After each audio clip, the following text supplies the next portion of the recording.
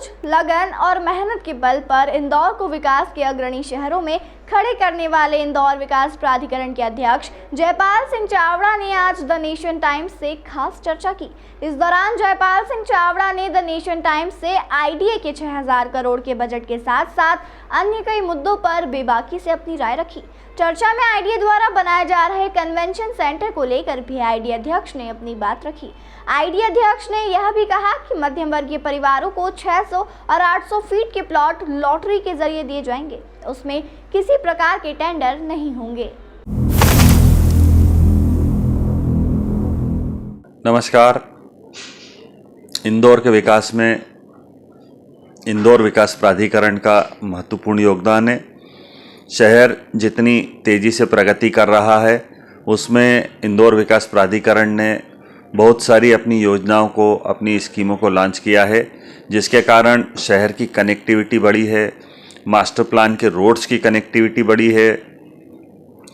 जब से अपन ये देखें जाएगा कि जयपाल सिंह चावड़ा जी ने जब से अध्यक्ष का पदभार ग्रहण किया है, उसके बाद से जितने भी इंदौर विकास प्राधिकरण के अधिकारी, जो कि हमेशा काम में रोड़े अटकाने के लिए माना जाता था, आईडीए ने 20-20 साल हो गए लोगों के प्लाटों के ऊपर कब्जा किया हुआ है। यूँ देखा जाए तो आज तक किसी के प्लाट आईडीए ने छोड़े नहीं हैं। आपको कहीं न कहीं एक स्पष्ट पॉलिसी बनानी पड़ेगी कि आप इस तरीके से हम करेंगे। जैसे नई जो टीपीएस की पॉलिसियां बन के आई है उसमें स्पष्ट प्रावधान किया गया है कि 50% विकसित प्लॉट किसानों को दिए जाएंगे। इससे कहीं ना कहीं एक चीज़ स्पष्ट हो गई है कि इंदौर विकास प्राधिकरण अब ट्रांसपेरेंसी की ओर बढ़ रहा है। हमारे साथ आज मौजूद हैं इंदौर विकास प्राधिकरण के अध्यक्ष श्री जयपाल सिंह चावड़ा जी। आइए उनसे चर्चा करते हैं। स्वागत है आपका। नमस्कार। चावड़ा जी, सबसे पहले आप ये बताएं कि पिछली बार जो आपने बजट पेश किया, 6000 करोड़ रुपए का बजट पेश किया, जो कि एक बहुत बड़ा बजट माना जाएगा इंदौर के विकास में, तो आप इसको कैसे देखते हैं और आप इतने फंड्स का अरेंजमेंट कैसे आपने किया है, वो भी एक थोड़ा सा दर्शकों को बताएं। जी,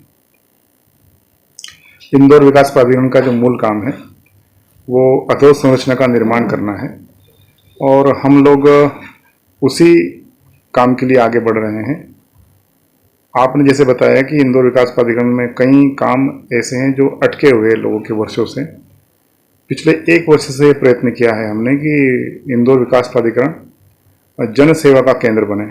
माननीय मुख्यमंत्री जी की जो इस काम के प्रति रुचि है वो सर्वविदित है। उन्होंने अभी पिछले दिनों ये सप्ताह भी पूरे प्रदेश भर में चल रहा है मुख्यमंत्री जन सेवा अभियान। हमने पिछले वर्ष भर में करीब 16,000 प्रकरण जो पिछले 8 वर्ष, 10 वर्ष, 15 वर्षों से लंबित थे, ऐसे निराकृत किए हैं और इस सप्ताह में भी हम लगातार इन प्रकरणों को निराकृत कर रहे हैं। आने वाले समय में जैसा आपने बताया कि टीपीएस की प्लानिंग हम कर रहे हैं, तो लगभग 1000 हेक्टेयर पर 3000 करोड़ की लागत से, और इंदौर जितना अभी वर्तमान में है उससे 20% और भी आवास की व्यवस्था यहाँ के निवासियों को मिल सके, ऐसा प्रावधान हमने किया है। यह विकास सुनियोजित हो, इसलिए इंदौर विकास प्राधिकरण ने पूरी प्लानिंग की हुई है। उन सभी टीपीएस पर आगे आने वाले 1 वर्ष में लगभग 1000 करोड़ के लगभग हम खर्च करने वाले हैं। उनमें से करीब 5 टीपीएस ऐसी हैं, टीपीएस 1 है, टीपीएस 3 है, टीपीएस 5 है, टीपीएस 9 है, टीपीएस 8 है, जिनमें आप यदि देखना चाहें तो देख भी सकते हैं कि बड़े जो मेजर रोड हैं, मास्टर प्लान के जो रोड है, उस पर हमारा काम चालू हो चुका है। साथ ही साथ उससे जुड़े हुए जो उसके छोटे रोड हैं उस पर भी हम काम करने वाले हैं, और टीपीएस 9 और 10 इन पे हमारे अभी टेंडर होने वाले हैं। तो ऐसा इंदौर के बाहर थोड़े दिन बाद आपको एक सुनियोजित क्षेत्र ऐसा जिसमें सुव्यवस्थित और अच्छा डेवलप, जो इंदौर विकास प्राधिकरण की पहचान है, उस डेवलपमेंट के अंतर्गत लोगों को प्लाट मिलेंगे।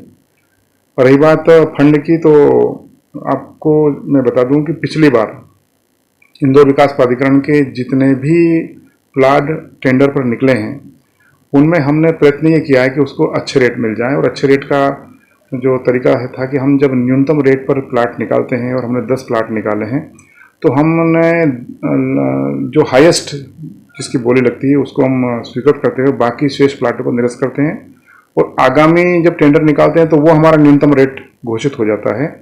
और उसका एक परिणाम है कि जो प्लाट का रेट पिछले दिनों 2100 रुपये स्क्वायर फीट था, जो बड़े बड़े प्लाट हैं जिनकी की 25,000 से लेके 50,000 स्क्वायर फीट और 1 लाख स्क्वायर फीट के लगभग हैं, उनकी कीमत जहाँ 2100 रुपये हुआ करती थी, आज वो 6,500 है।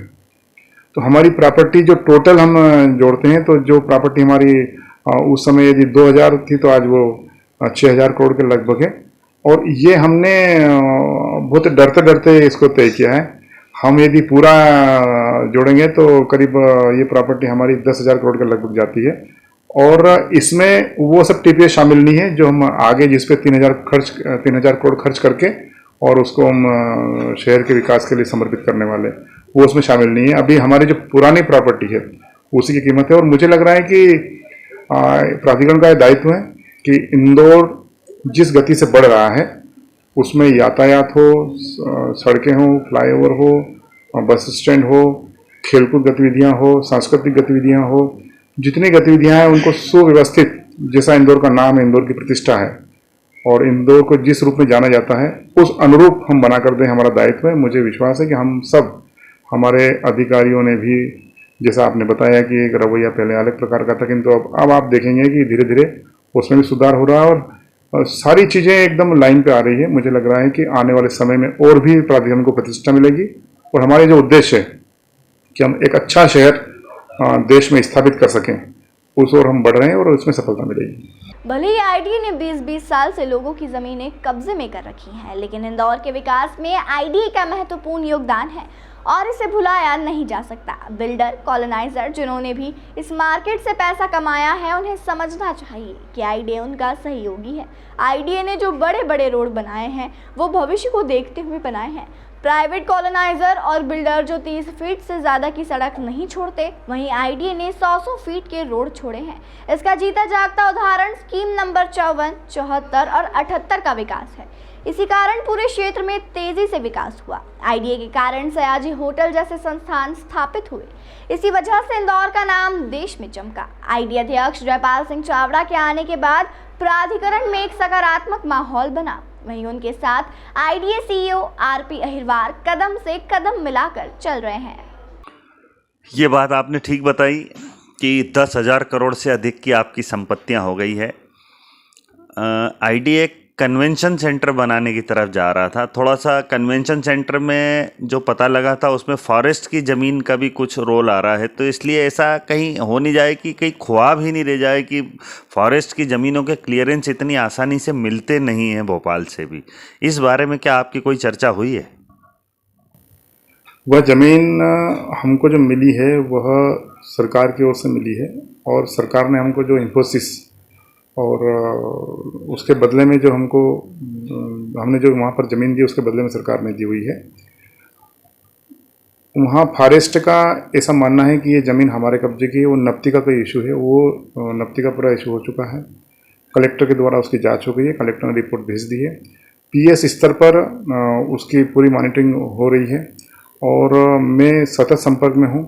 बहुत जल्दी उसका निराकरण हो जाएगा और हम आश्वस्त हैं कि वो ज़मीन हमारी है और हमारी रहने वाली है। थोड़ा सा इशू जो नफ्ती का है वो कलेक्टर को सरकार ने दिया था, कलेक्टर ने नफ्ती करके भेज दी और उस नफ्ती में वो ज़मीन आईडी की है, इसलिए ये कोई इशू उसमें है नहीं। हम ये मान के चल रहे हैं कि वो उस पर जल्दी से पीएमसी करके, और जो मुख्यमंत्री जी की मंशा है और जो उन्होंने सार्वजनिक रूप से पूरे विश्व के लोगों के सामने, देश ने, उसमें प्रवासी भारतीयों में सारे विश्व के लोग बैठे हुए थे, उनके सामने घोषित किए, तो हमारी प्रतिष्ठा का प्रश्न है इंदौर विकास प्राधिकरण का। यदि इतने सारे लोगों के बीच में मुख्यमंत्री जी ने घोषणा की है कि आईडीए इसको बनाएगा, तो मैं आपको विश्वास दिला रहा हूँ, कोई ख्वाब नहीं, ये साकार रूप में सबके सामने होगा। और जिस प्रकार की अपेक्षा है, जिस स्तर का उन्होंने आईडीए के बारे में सोचा है, उसी स्तर का आईडीए उसको बनाएगा और बहुत जल्दी हम इसको ज़मीन पर लाने वाले हैं। तो क्या माने अपन की चुनाव के पहले इसका कुछ भूमि पूजन या ऐसा कुछ स्टार्ट की संभावना है? देखिए कि जो प्रोसेस होती है शासकीय संस्थाओं की, वो उसकी गति उतनी तेज नहीं होती है जितनी प्राइवेट संस्थानों की होती है। हमको सब प्रकार की प्रोसेस का फॉर्मेट में लेकर के पूरा करना होता है, एक निश्चित उसका फॉर्मेट है। अभी जैसा हम बता रहे हैं आपको, अभी नपती करके हमने 17 हेक्टेयर भूमि वहाँ चिन्हित की है। उसकी पीएमसी का टेंडर हम बना रहे हैं। पीएमसी के टेंडर में हम ये कल्पना कर रहे हैं हमको ग्लोबल स्तर के व्यक्ति उसका वो डिज़ाइन बनाए। डिज़ाइन बनाने में हमारा जैसा मानना है प्राधिकरण का कि हम शहर के लिए बना रहे हैं, तो शहर के सभी प्रमुख लोग जो इसका उपयोग करना चाहते हैं, चाहे वहाँ उद्योगपति हो, व्यापारी हो, हमारे सारे संगठन हो, उन सब से मिल करके जैसे स्टार्टअप पार्क का हमने किया कि 3 बार हमने उसको मॉडल को सब लोगों को दिखाया। उसमें चेंजेस भी हुए, उसका ये अच्छा एक परिणाम आया। किसी ने ये नहीं कहा कि नहीं जी साहब आपने ठीक ही बनाया होगा। उन्होंने कहा कि इसमें जैसे उदाहरण के लिए उन्होंने कहा कि 10,000 लोगों की सीटिंग का एक हॉल बनाएंगे, किंतु ये तो कभी वर्ष में 1-2 बार ही काम आएगा। आपको छोटे छोटे हॉल भी उसमें बनाना चाहिए, 1,000 के हो, 500 के हो, 2,000 के हो। तो ऐसे चेंजेस जब ध्यान में आते हैं तो उसमें ऐसा लगता है कि आगे लंबे समय तक सबके काम में आ सकता है। तो ऐसे ही कन्वेंशन सेंटर में भी जब हम पीएमसी का भी टेंडर निर्माण कर रहे हैं, वो टेंडर जैसे फ्लोट होगा उसमें जब पीएमसी आएगी और वो जब इसका मॉडल बनाएगी, मॉडल बनाने के बाद हमको इन सब लोगों के साथ बैठना है, फिर मॉडल फाइनल होना है। तो एक ये प्रोसेस से गुजरना पड़ता है। उस प्रोसेस को जल्दी कर लें, ये हमारी प्राथमिकता है, उसमें हम लगे हुए हैं। मुझे लग रहा है कि उसमें अभी कम से कम 3 महीने तो ऐसे लगेंगे जिसमें हम एक मॉडल दिखा सकें। किंतु हमारी ये कल्पना है कि दिल्ली का एक मोटा मोटा जैसे अपन सोचें कभी कि कैसा होगा, तो दिल्ली का प्रगति मैदान, या मुझे बताया कि हैदराबाद में एक बड़ा कन्वेंशन सेंटर बना है, बॉम्बे में जो है अंबानी बीकेसी में जो बना है, हाँ, बीकेसी ऐसे ऐसे ऐसे कुछ स्थानों के मॉडल भी लोग ध्यान दिलाते हैं। तो हम चाह रहे हैं कि इन सबसे अच्छा इंदौर को सौगात मिले, तो ये हमारा सौभाग्य होगा प्राधिकरण का, और इसमें हम लगे हुए, मुझे लग रहा है इसमें हम सफल हो जाएंगे इसमें। ये बात आपने बिल्कुल ठीक कही। कहीं ना कहीं आपकी प्रगति के प्रति जो आपका नज़रिया पॉजिटिव है, वो कहीं ना कहीं इंदौर को प्लस ही करेगा।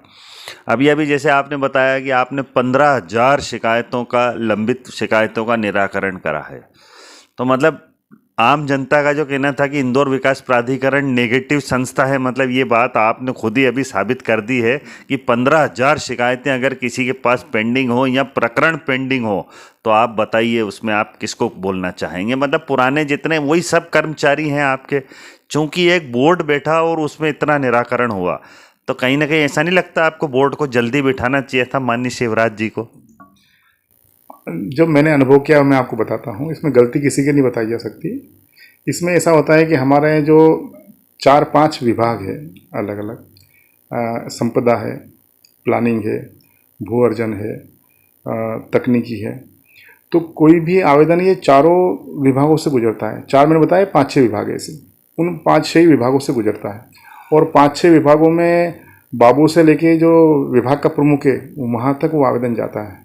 और उसमें ऐसा होता है कि थोड़ा सा भी किसी का शपथ पत्र नहीं है, या किसी के सरनेम में कोई चेंज आ गया है, या किसी के जो कागज है वो मतलब बहुत छोटी छोटी त्रुटियां थी जिनको आपने निराकरण, आपने प्रशासनिक स्तर पे जो सीओ लोग निराकरण नहीं कर पा रहे थे, आपने राजनीतिक स्तर पे उनका निराकरण कर दिया कि आम जनता का कहीं ना कहीं कुछ ना कुछ भला हो। मेरा ये कहना है उसमें कि हमने एक एक व्यक्ति को बुला करके उसको एक विश्वास दिलाया कि आप करो, इसमें आपके ऊपर कोई बात नहीं आने वाली, मैं बैठा हूँ। क्या होता है कई बार प्रॉपर्टी का विषय है, प्रॉपर्टी का मामला है, जब ऑडिट में आपको भी यदि कोई प्लाट लेना है तो हमारा आपसे 1,000 रुपये लेना है, तो 1,000 रुपये भी ऑडिट विभाग जब तक साइन नहीं करेगा, जब तक हमारा संपदा का अधिकारी वो पैसे जमा नहीं करेगा।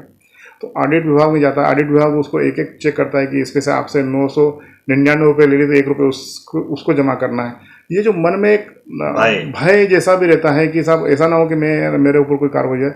मैंने उनके साथ खड़े होकर, सीओ ने, हमने साथ खड़े होकर बोला कि नहीं आप करो, यदि त्रुटि होती है तो हम उसको ठीक कराएंगे, ठीक करेंगे उसको। ये जो विश्वास यहाँ अधिकारियों में, कर्मचारियों में जागृत हुआ, उसका परिणाम मैं बताऊँ कि शनिवार और रविवार को बैठ करके भी लोग काम करते हैं। रात को 8-8, 9-9 बजे तक यदि हम कोई टारगेट दे दें उनको कि भाई आपको आज 150, मतलब विकास प्राधिकरण पूर्णतया विकास के ही काम कर रहा है, वैसा समझा जाए। बिल्कुल सारे लोग हमारे, आपने बजट में अभी देखा होगा कि बजट में हमने जनता को, शहर को, जनप्रतिनिधियों को, सारे वरिष्ठ लोगों को ये विश्वास पैदा करने के लिए, विश्वास दिलाने के लिए कि हमारे वर्तमान प्रोजेक्ट क्या स्थिति है वो हमने लाइव दिखाया। उसके पीछे का उद्देश्य यही था कि भाई हम जो बोल रहे हैं वो कर भी रहे हैं, और आज भी जैसे छोटी मोटी बातें रहती है, अभी लोग आते हैं साहब 6 वर्ष से काम नहीं हो रहा, 3 वर्ष में काम नहीं हो रहा, तो पता चलता है कि उनका कोई एक आधार कार्ड था, उसमें कोई नाम का चेंज हुआ है, कोई उनके जो जो लीज नवीनीकरण है वो समय पे होना था, वो समय पे हो नहीं पाया, उनको बुला करके उसका हल निकाला, एक शपथ पत्र लिया, अधिकारी को कन्विंस किया कि ये भाई इनसे एक शपथ पत्र ले लो कि इनसे त्रुटि हो गई है, तो आपका भी काम हो जाएगा, इनका भी काम हो जाएगा। ऐसे छोटी छोटी बातें रहती हैं जिसके कारण से काम अटक जाता है, और वही छोटी छोटी त्रुटियाँ, जो छोटी छोटी बातें हैं वो हमने ठीक की है, और उसी का परिणाम है कि इतने सारे केस निराकृत हुए। अभी भी रोज 200-300 आवेदन आते हैं, अलग अलग प्रकार के होते हैं। सारी एनओसी यहाँ से जाती है, छोटे छोटे काम, कलेक्ट्रेट की भी, नगर निगम की भी, वो भी सारे काम यहाँ रहते हैं। स्टाफ की भी हमारे पास कमी है, किंतु फिर भी ये जो एनओसियां जो रोज जा रही, जैसे आप बता रहे हैं, क्यों नहीं आप इनको नेट पे डाल देते हैं कि ये स्कीम हमारी है, इसके अलावा हमारे को कोई एनओसी की जरूरत नहीं है। आपको सब जगह ऐसा ही है कि जाओ आईडीए की एनओसी, आईडीए की एनओसी क्यों ले आदमी, जहां पे आईडीए की कोई स्कीम ही नहीं है वहां पे भी आईडीए की एनओसी। देखिए, आप इंदौर का संपूर्ण एरिया जो क्षेत्र है, माणिक बाग से लेके नवलखा से लेके आखिरी राउ से ले लें, अब राउ से सुपर कॉरिडोर तक चले, पूरा चारों दिशाओं में चले जाएं, सेंटर से लेके बाहर तक, सब दूर प्राधिकरण की स्कीम पुराने से पुरानी देख ले तो वहाँ से है वो। अब जब कभी हम देखते हैं तो कई प्रकार की उसमें, जैसे कोई स्कीम एक है, धारा 57 में उसका गजट नोटिफिकेशन हुआ है, बोर्ड ने उसको छोड़ा है, बोर्ड ने फिर शामिल किया है, बोर्ड ने फिर उसको छोड़ा है, बोर्ड ने फिर उसको शामिल किया है। ये जो झंझट है ना, ये फाइल में से देख के की जा सकती है, उसको नेट पे एक साथ एक बार में एक लाइन में नहीं डाल। जैसे आपने नई टीपीएस की सारी स्कीमें नेट पे डाल दी है, आम जनता खुद ही देख रही है अपने हिसाब से अपनी, तो ये ट्रांसपेरेंसी कहीं ना कहीं, तो फिर पुराने में ऐसा क्या है, क्यों आदमी चक्कर खाता रहे इंदौर विकास प्राधिकरण के? ये हम भी प्रयत्न कर रहे हैं कि इसमें कुछ न कुछ इसका रास्ता निकालें, किंतु इतने बार वो सब चीजें चेंज हुआ है कि उस पर कोई एंड मैं कह रहा हूँ पांच कार्रवाइयां हुई उसकी, आखिरकार तो पांचवी है वही फाइनल है ना आपकी, पहले की 4 तो शून्य हो गई ना, हमने पांचवी ही नेट पे डालना है ना आपको। नहीं, ऐसा भी नहीं है ना, वही तो बात है कि जैसे मान लो आज आपने एक आवेदन दिया कि हमको इसका जो है इसकी एनओसी चाहिए, तो उसमें दोनों बातें लागू होती है कि हमको छोड़ने का अधिकार नहीं है, ठीक है, गजट नोटिफिकेशन सरकार उसका जब वो किया है तो हम वो सरकार को ही उसका वो अधिकार है। अब हम 2 बातें कर रहे हैं, हम सारी स्कीमों का अध्ययन कर रहे हैं। मैं आपका आगे एक बात बता दूं कि हम इसमें लगे हैं, हम सारी स्कीमों का अध्ययन कर रहे हैं, और उन स्कीमों को कि जहां 10% से कम काम हुआ है या 25 वर्ष हो गए होकर विकास काम नहीं हुआ है, उसकी जानकारी हम सरकार को भेज रहे हैं, और सरकार के यहाँ से यदि नोटिफिकेशन आ जाता है तो उसको नेट पे डाल करके एक बार में उसका निराकरण हो जाए, तो बाहर व्यक्ति जाके देख ले कि यहीं से उसको एनओसी मिल जाए जो आप बता रहे हैं। पर उसमें हमको प्रारंभ से लेके 1974 से लेके आज तक अध्ययन करना पड़ रहा है कि हम ऐसी स्कीम कौन कौन सी है, और उसमें हमको थोड़ा समय लग रहा है। वहाँ पहुँचेंगे हम, किंतु तब तक तो हम चुनाव का समय आ जाएगा, तब तक आप चुनाव लड़ने चले जाएंगे, आप और कहीं चले जाएंगे, तो फिर वही के वहीं रह जाएंगे। कोई जल्दी करेंगे उसको, जल्दी करें। आपने चुनाव में कहा, अभी बजट में आपने कहा था कि गरीबों के लिए हम लॉटरी पद्धति से प्लॉट देंगे, छोटे प्लॉट गरीबों के लिए। इंदौर विकास प्राधिकरण का जब गठन हुआ था तो ये हुआ था कि गरीबों के लिए प्लॉट और गरीबों का विकास आईडीए करेगा, किंतु आईडीए ने खाली खुद का विकास किया है और बड़े लोगों के लिए बड़े फ्लैट बना करके उनके विकास के आईडीए ने रास्ते खोले हैं। गरीब तो 25 साल पहले जैसा था आज भी वैसा ही है, गरीब उस गरीब की कोई सुध नहीं लेता। तब आपने किस प्रकार सुध ले रहे हैं उस गरीब की? मैंने पहले आपको बताया कि हमारा जो बजट है 6,000 करोड़ का बजट होने के साथ साथ और भी संपत्तियां इससे दुगनी हमारे पास है। ये जो रेट बढ़ाने की जो मैंने बात की ना आपसे कि 2100 रुपये स्क्वायर फीट से हमने 6,500 रुपये स्क्वायर फीट ले गए हैं, ये उन सभी बड़े जो फ्लैट हैं 20,000 स्क्वायर फीट से लेकर के तो 50,000 स्क्वायर फीट, 1 लाख और 2 लाख स्क्वायर फीट उनके, जिनमें कई संस्थाएं इस स्तर की जो उस प्लाट को खरीदती है, जो 1 नंबर में पैसा देने के लिए पर्याप्त पैसा जिनके पास में है, उस पैसे से हम जब टीपीएस अभी लाने वाले हैं, हर टीपीएस में हम ये प्रयत्न कर रहे हैं कि कुछ प्रतिशत 25%, 50% ऐसा कोई प्रावधान कर लें कि जिसमें 500 से 1500 स्क्वायर फीट तक के plot no profit no loss पर सामान्य वर्ग को उपलब्ध हो सके, ऐसा हमने प्रावधान किया है। हम ये करते समय अपने उद्देश्य को भूले नहीं है कि हमको यदि आज शहर का विकास करना है तो सबको साथ लेके चलना है। तो जो एक स्तर से ऊपर के लोग हैं, जो बड़े व्यवसाय, बड़े उद्योगपति हैं या बड़ा इन्वेस्ट करना चाहते हैं, उनके लिए प्राधिकरण ने व्यवस्था कर रही है, किंतु वो उनका जो इन्वेस्ट है वो गरीब के भी काम आ सके, इसलिए हमने उन टीपीएस में एक निश्चित प्रतिशत करके और उसके लिए प्लाट की व्यवस्था हम करने वाले हैं, हमारे प्रावधान में है। पिछले दिनों भी आपने बताया, जैसा पिछले दिनों भी आप देखेंगे तो प्राधिकरण ने मधु वर्मा जी के समय, शंकर भैया के समय ऐसे छोटे प्लाट सामान्य वर्ग के लिए उपलब्ध कराए थे। आगे भी प्राधिकरण वो जो उपलब्ध कराए थे आपने सामान्य वर्ग के लिए, वो सब आपने लॉटरी से नहीं बेचे थे, वो सब आपने उनसे टेंडर बुलवा के बेचे थे। तो टेंडर में क्या, कोई आदमी 300 के बदले 3000 भी भर देता है, 600 भी भर देता है, तो वो गरीब तो वहीं रह जाता है, जो अमीर है वो चीज वो ले जाता है। तो कहीं ना कहीं उनको लॉटरी से उनका भाग्य होगा तो उनके प्लॉट मिल सकता है। उस सपने को इंदौर विकास प्राधिकरण पूरा करेगा, मैं आपको विश्वास दिला रहा हूँ।